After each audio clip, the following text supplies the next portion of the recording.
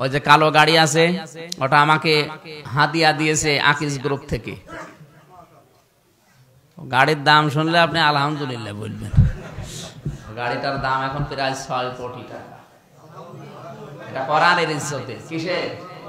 কোরআনের ইজ্জতে আকিজ গ্রুপ থেকে 8 দিন হাসপাতালের মালিক উনি গিফট দিয়েছে যে সারা দেশে আপনি কোরআনের কথা বলবেন, এই গাড়িতে চড়ে যাবেন।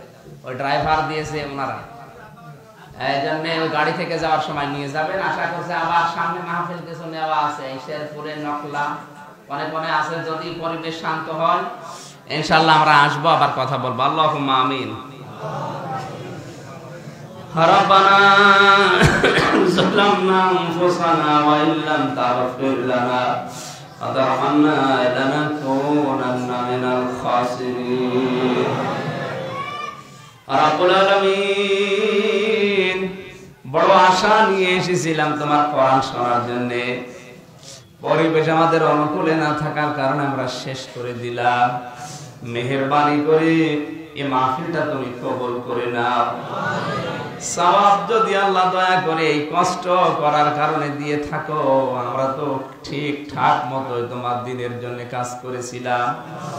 প্রচার প্রসার আয়োজন আমাদের কোনো ত্রুটি নেই। যতটুকু পেরেছি আমরা আমাদের এই ছোট্ট জীবনে চেষ্টা চালিয়েছি।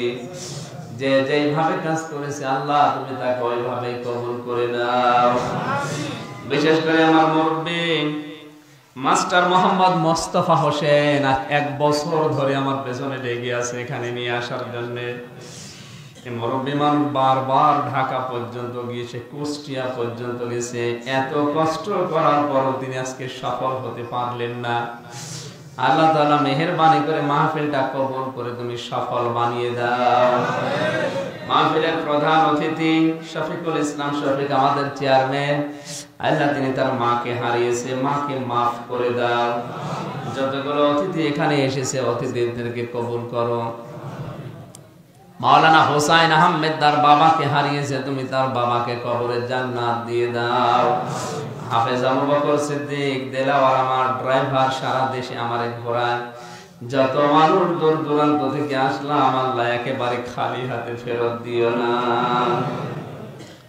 আল্লাহ তাআলা রবিউল আউয়াল মাসে তোমার নবীর সিরাত নিয়ে আমি মনে করলাম আলোচনা করব, কিছুই করতে পারলাম না।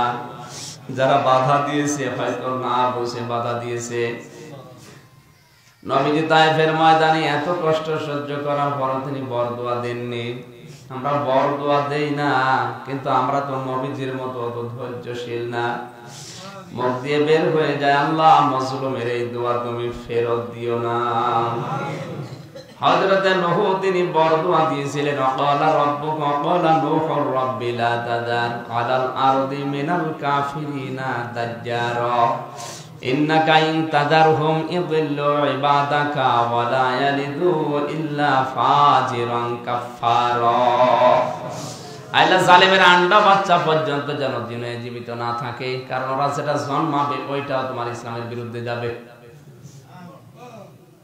আজ বিশ্ব নবী মুহাম্মদ রাসূলুল্লাহকে নিয়ে ফ্রান্সে যে ঘটনা, এর পেছনে আমরা হাত দিয়ে দেখলাম তাম দুনিয়াতে বিয়ের আগে সন্তান জন্ম দেওয়ার তালিকায় 1 নম্বরে আছে ফ্রান্স।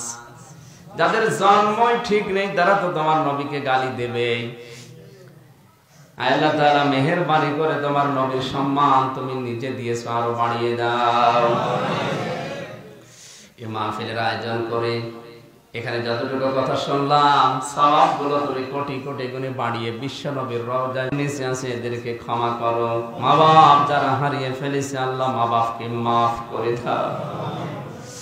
আজকের মাহফিলের সভাপতি, সহ সভাপতি, বিশেষ অতিথি, কত মুরব্বী মানুষ এসেছে। তোমার হাবিব জানিয়েছে দাড়ি পাকা মুরব্বীরা হাত তুললে তোমার নাকি লজ্জা বোধ হয়। এদের দিকে তাকিয়ে অন্তত তুমি আমাদেরকে আজকে এই মাহফিলটা কবুল করো। প্রশাসনের যে ভাইগুলো এসেছে আল্লাহ প্রশাসনের উপর তোমার রহমত নাযিল করো। আসমান জমিনের বালা মুসিবত থেকে তাদেরকে বাঁচাও। বারাকাল্লাহু লানা ওয়া লাকুম ফিল কুরআনিল আযীম। করোনার এই মহামারীতে যারা বাংলাদেশ থেকে বিদায় নিলে এদের শাহাদাতের মর্যাদা দান করো। যারা এখনো অসুস্থ হয়ে আছে শেফায়ে কামেলা আজলা নসিব করে দাও। আগামীতে এই মাহফিলটা খোলা ময়দানে তোমার কোরআনকে ওপেন ভাবে প্রচার করার আরো তৌফিক দাও। বারাকাল্লাহু লানা ওয়া লাকুম ফিল কোরআনিল আযীম। আলহামদুলিল্লাহি রাব্বিল আলামিন। লা ইলাহা ইল্লাল্লাহু মুহাম্মাদুর রাসূলুল্লাহ।